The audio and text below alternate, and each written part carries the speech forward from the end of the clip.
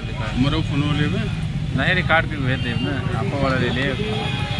वो तो है, हमारे फोनो बड़ा अच्छा बना आवत है, बैठे में थोड़ी दिक्कत होती है। और सम्मानित साथियों, ये तो थोड़ा कम करें ये आंदोलन बढ़े जाते कहने के लिए तो 2020 में चल रहा है। 2020 में जब आंदोलन चला था तो 2021 में सरकार के आश्वासन पर स्थगित हुआ था। 9 दिसंबर 2021 में सरकार ने आश्वासन दिया था कि हम किसानों के मांग को पूरा करेंगे और कमेटी बना करके विधिवत निस्तारण करेंगे। लेकिन अफसोस इस बात का है कि लगभग 2.5 साल बीत जाने के बाद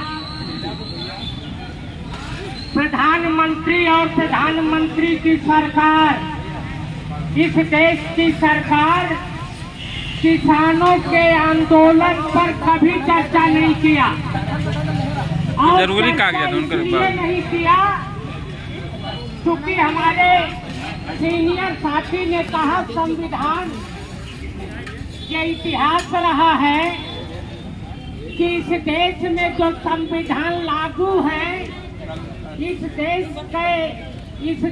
के अंदर जो आज सरकार है, ये सरकार इस संविधान को कभी नहीं माना है।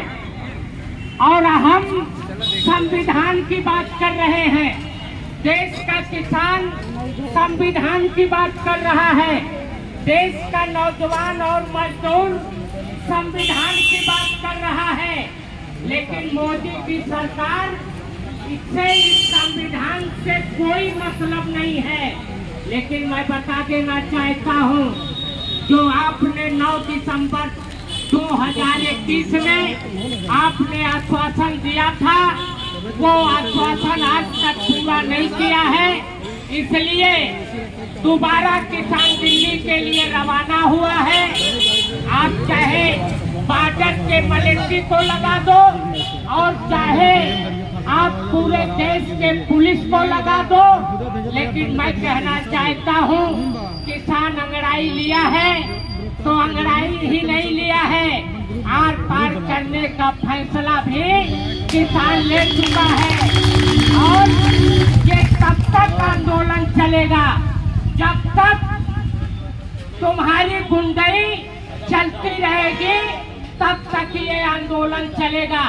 ये गलत फहमी दिल दिमाग से निकाल दीजिए कि ये मोदी की सरकार है। ये गलत फहमी निकाल दीजिए कि ये मोहन भागवत की सरकार है। ये जान लीजिए कि ये दोनों कठपुतली है। इस देश की सरकार अडानी और अंबानी चला रहे हैं और अडानी अंबानी का जो साम्राज्यवाद कायम है देश के अंदर, उसको इस देश का किसान, इस देश का नौजवान चकनाचूर करके बंगाल की खाड़ी में फेंक देगा और पता नहीं चलेगा। मोदी जी सुप्रीम कोर्ट को जवाब नहीं दे पा रहे हो, मोदी जी देश की जनता को जवाब नहीं दे पा रहे हो।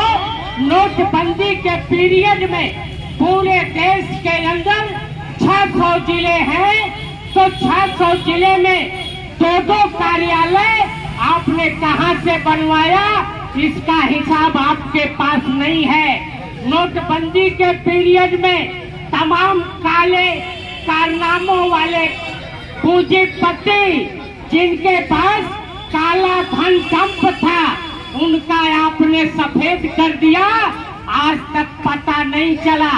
तो मैं कहना चाहता हूं कि इस देश के अंदर अब किसान आपसे एक एक पैसे का हिसाब मांगेगा और डॉक्टर भीमराव अम्बेडकर के संविधान पर चलने के लिए आपको मजबूर करेगा।